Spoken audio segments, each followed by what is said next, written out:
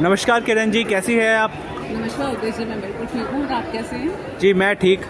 अभी हाल ही में आपने खबर सुनी होगी कि कैसे हमारे देश के माननीय उपराष्ट्रपति जी ने इस्तीफ़ा दिया है, और वो भी बहुत ही अचानक से, जो कि ऐसा देखकर लगता है, ऐसा समझ आता है कि वो एक राजनीतिक दबाव की वजह से एक ऐसी परिस्थितियाँ क्रिएट हुई उनके आगे जिस वजह से उन्हें इस्तीफ़ा देना पड़ा। क्या कहेंगी आप इस पे?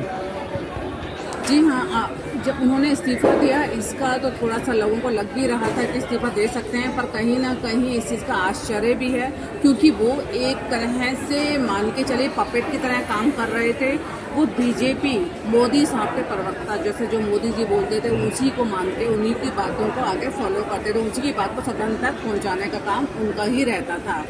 तो इसलिए थोड़ा सा कहीं ना कहीं लगे कि पपेट को हटाना तो थोड़ा लगा था कि ऐसा कैसे कर सकते हैं मोदी जी। बिल्कुल बिल्कुल, एक पपेट तो सबसे फेवरेट होता है किसी भी नेता का, हाँ जी। क्योंकि वो हर उस चीज़ को फॉलो करता है जो कि एक डिक्टेटर चाहता है। तो क्या वजह रही जिस वजह से आपके हिसाब से, आपके एक्सपर्ट ओपिनियन के मुताबिक उन्होंने इस्तीफ़ा दे दिया अचानक से, वो भी मॉनसून सेशन से पहले ही? जी, उनके कई कारण थे इस्तीफा देने के। सबसे बड़ा कारण तो आप ये देखेंगे, जो हमारा जुडिशरी जो है देश का सबसे बड़ा एक स्तंभ होता है, वो जुडिशरी के अगेंस्ट इन्होंने अनकॉन्स्टिट्यूशनल जो बयान इनके लगातार चलते जा रहे थे, वो एक उसमें क्या था कि सरकार और जुडिशरी के बीच में इन्होंने काफ़ी अंतर एक खाई पैदा कर दी थी। एक तो ये था, एंड सेकेंडरी जो इनका आप देखेंगे कि किस तरीके से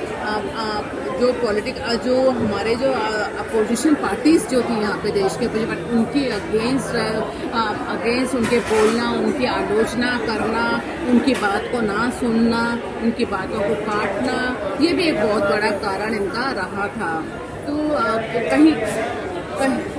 कहीं ना कहीं इनको उस तरीके से ये उनको जो अपोजिशन पार्टी थी उनको साइडलाइन करके चला करते थे। उनका काम, उनको ज़रा ध्यान नहीं देना, उनकी बातों को काटना, तो कई चीज़ें थी। और उससे क्या था कि कहीं ना कहीं जो हमारा लोकतांत्रिक जो था देश है, लोकतंत्र कहीं ना कहीं कमज़ोर पड़ता जा रहा था। और ये चीज़ पूरा देश अपनी आंखों से डेमोक्रेसी को होते हुए देख रहा था। ये चीज़ चाहे वो सत्ता वाली सरकार हो, चाहे सत्ता में जो सरकार नहीं है, दोनों महसूस कर रहे थे इस चीज़ को।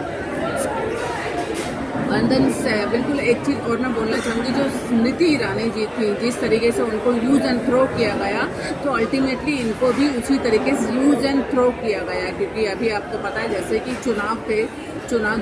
दिल्ली का चुनाव हो गए हैं, आपका ये हरियाणा के चुनाव हो गए हैं, और ये क्योंकि एक